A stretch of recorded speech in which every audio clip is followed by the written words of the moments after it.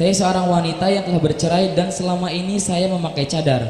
Namun belakangan ini saya merasa kesulitan mendapatkan jodoh pengganti, sehingga muncul niat dalam hati untuk melepas cadar agar lebih mudah dikenal dan didekati oleh calon pasangan. Apakah niat seperti ini dibenarkan dalam Islam dan bagaimana sebaiknya saya bersikap?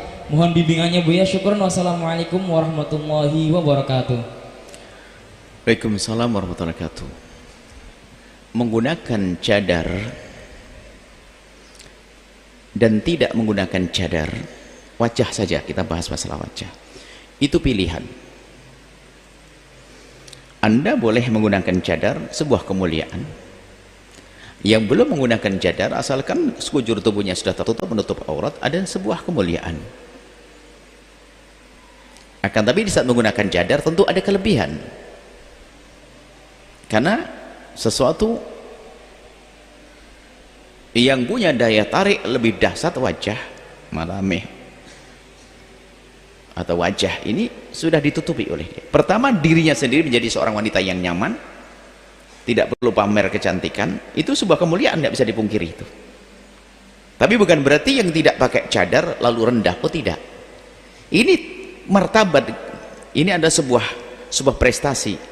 Kalau membandingkan, jangan bandingkan jahat pakai cadar nggak sholat sama nggak pakai cadar tapi sholat, bagusan mana? Ini kurang ajar membandingkannya.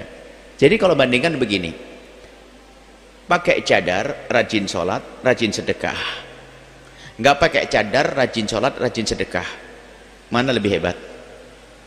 Yang sama ya, itu cara bandingkan begitu dong, sama dong cara bandingkannya. Ini kadang-kadang jahat cara bandingkannya, fitnah. Pakai cadar suka gunjing, mana lebih bagus dengan yang tidak pakai cadar tapi nggak suka gunjing? Itu bukan perbandingan, itu fitnah namanya. Cara jawabnya biar, cara jawabnya pangkas fitnah. Jawabannya kalau ada orang ngomong mana lebih bagus, pakai cadar suka gunjing, kemudian dia tidak pakai cadar tapi tidak suka gunjing, mana lebih bagus? Jawabannya adalah pakai cadarnya bagus, gunjingnya jahat. Ya kan gitu. Itu tidak pakai cadarnya bukan sebuah dosa, tidak menggunjing sebuah kemuliaan. Nggak bisa dibandingkan memang. Memang ada orang yang cara bandingkan fitnah. Nah, jadi antara Anda pakai cadar dengan tidak pakai cadar itu pilihan dalam keadaan normal, tapi akan menjadi sebuah kesalahan kalau seperti kasus yang bertanya tadi, menduga bahwasanya gara-gara cadar lalu dia tidak laku. Mulai kapan gara-gara cadar menjadi tidak laku? Wong itu ada orang setiap hari buka aurat nggak laku juga ada kok. Cara banding ini cara berpikirnya bagaimana, bukan urusan cadar. Biarpun pakai cadar kan tuh ada wanita yang melihat, wanita itu malah bercerita, ada wanita soleha dia pakai cadar, bisa saja bercerita. Jadi kalau ada yang mengatakan gara-gara saya menutup diri atau saya jarang keluar rumah, kemudian saya pakai cadar, gara-gara itulah saya tidak menikah, nah ini Anda dibisiki sama syaitan. Itu ada perempuan setiap hari keluar malam pakai baju setengah badan, gak nikah-nikah juga banyak kok. Kenapa kok Anda merendahkan cadar? Ha? Ada apa? Aduh. Kalau Anda ingin melepas cadar dari pakai cadar dalam keadaan normal, maksudnya bukan karena sebab yang hanya saya punya pilihan, itu sah-sah saja. Tapi kalau hanya alasannya saya susah menikah gara-gara pakai cadar, berarti Anda menuduh cadar menjadi sebab orang susah menikah. Tidak. Berarti bagi Anda tidak boleh melepas cadar Anda. Karena apa? Niat Anda merendahkan cadar. Halus Anda merendahkan, seolah-olah gara-gara cadar orang tidak mengenali Anda. Saya, apakah Anda pengen ngobrol diri Anda? Ini loh aku. Mungkin nanti akan berkembang, kayaknya hanya wajah saja kurang menarik, orang tidak tertarik. Anda pakai buka dada atau bagaimana kira-kira? Uang menutup aurat kok Anda anggap sebagai sebab Anda tidak mendapatkan pasangan, itu salah. Pun demikian, kami tidak mengajari untuk mencaci orang yang belum menutup aurat. Misalnya tetangga kita pakai celana pendek perempuan, kita doakan semoga menutup aurat. Kita tidak bukan dalam irama merendahkan siapapun, hanya kami mengingatkan, kalau Anda meninggalkan cadar hanya karena pengen cepat menikah, Anda tidak beruntung dengan cara itu. Tapi kalau Anda meninggalkan cadar karena Anda memilih pendapat ulama yang mengatakan cadar tidak wajib, Anda sah. Tapi kalau Anda meninggalkan cadar karena Anda nggak laku-laku misalnya, berarti Anda telah merendahkan cadar. Dan hari itu pun setelah itu Anda tidak lebih mulia dari sebelumnya. Kenapa? Anda telah merendahkan syariat. Seolah-olah Anda menganggap cadar penghalang. Oh tidak. Kemudian kami sampaikan kepada siapapun, Anda yang belum pakai cadar, tidak perlu meremehkan orang pakai cadar.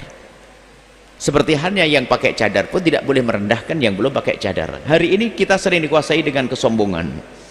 Kalau sudah pakai cadar seperti sudah punya surga. Kalau sudah ngelihat orang, iya, kasihan, ini nggak mau pakai cadar. Lah, kan perbedaan para ulama. Anda tidak usah semacam itu. Kalau Anda pakai cadar, syukuri, tapi tidak boleh Anda memandang orang lain dengan pandangan merendahkan. Anda memandang orang lain dengan pandangan rendahkan, itu adalah Anda perlu cadari hatimu, biar tidak merendahkan orang lain. Jangankan kok orang yang sudah menutup aurat hanya gara-gara tidak cadar kok kita rendahkan. Yang membuka aurat pun kita tidak boleh merendahkan, tapi kita memandang dengan penuh kasih dan sayang. Hati-hati kesombongan, ada kecongkaan dalam beribadah. Ini serem. Congkaknya iblis itu gara-gara ahli ibadah dia. Karena iblis itu merasa lebih bagus daripada Adam. Tidak ada sejengkal tanah kecuali pakai sujud. Ibadahnya ribuan tahun. Nabi Adam baru diciptakan, belum punya prestasi. Lah kok saya, kata iblis, suruh hormat ke Adam, ini gimana rumusnya? Gak bisa nerima. Apa yang saya mau? Gara-gara sudah cadaran merendahkan yang tidak pakai cadar. Mirip iblis. Mohon maaf, yang cadaran. Anda bercadar bukan untuk menjadikan diri Anda sombong, itu gaya iblis. Anda bercadar bersyukur karena Allah merindukan Anda kepada cadar. Tapi di saat Anda mulai merendahkan yang belum pakai cadar, Anda niru iblis. Gak perlu pakai bahasa merendahkan. Bahkan yang belum menutup aurat pun mereka bukan untuk direndahkan, sebab banyak sebab mereka belum menutup aurat.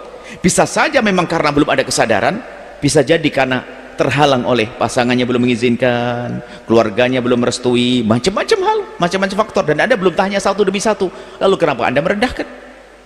Yang benar adalah Anda memandang yang belum menutup aurat, pakai rok pendek dan yang lain sebagainya, Anda pandang mereka dengan pandangan kasih sayang, panjatan doa, ingatkan dengan cara yang lembut, bukan dicaci dan diolok. Itu saja. Semoga yang bertanya segera dapat pasangan, dapat jodoh yang soleh. Anda semua yang belum, yang jomblo, semoga dapat pasangan yang soleh-soleh, dan yang soleh-soleh ini dapat pasangan yang soleh-soleh. Allah alam bisawab. Setelah Anda menyaksikan video ini, jangan lupa berselawat kepada baginda Nabi Muhammad sallallahu alaihi wa alihi wa sahbihi wasallam.